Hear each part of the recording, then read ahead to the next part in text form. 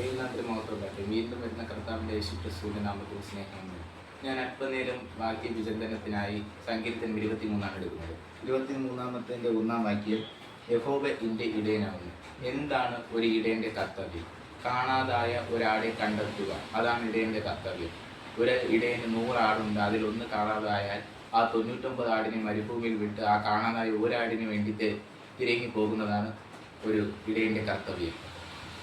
നമുക്ക് ഈ വാക്യം എങ്ങനെ ഉൾക്കൊള്ളാമെന്ന് വെച്ചാൽ, ദൈവം താഴ്ന്ന ഭൂമിയിലേക്ക് വന്ന് ഈ പാവപ്പെട്ട മനുഷ്യർക്ക് വേണ്ടി തൻ്റെ ജീവനെ കൊടുത്ത് നമ്മെ രക്ഷിച്ചതുപോലെ ഒരു ഇടയൻ തൻ്റെ 100 ആടുകളെയും 99 ആടുകളെയും വിട്ട് ആ ഒരാടിന് വേണ്ടി പോകുന്നതാണ് ഒരു ഇടയൻ്റെ കർത്തവ്യം. അടുത്ത 2-ാമത്തെ വാക്യം, പുൽപ്പുറങ്ങളിൽ അവൻ എന്നെ കിടത്തുന്നു. എന്താണ് പുൽപ്പുറങ്ങളിൽ അവൻ എന്നെ കിടത്തുന്നു? പുൽപ്പുറങ്ങളിൽ അവനെ കിടത്തുന്നു എന്ന് വെച്ചാൽ സമാധാനവും ശാന്തതയുമുള്ള സ്വർഗരാജ്യത്തിലേക്ക് അവൻ എന്നെ നടത്തുന്നു എന്നുള്ളതാണ് അതിൻ്റെ അർത്ഥം. എന്താണ് സ്വർഗരാജ്യം?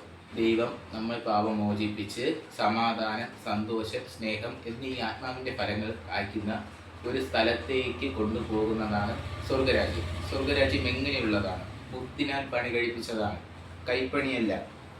ഇനി സമാധാനമുള്ള വെള്ളത്തിനരികിലേക്ക് അവൻ നടത്തുന്നു. നമ്മുടെ ജീവിതത്തിൽ ആർക്കൊക്കെ സമാധാനമുണ്ട്? സമാധാനമില്ലാത്ത കുറേ പേരുണ്ട്.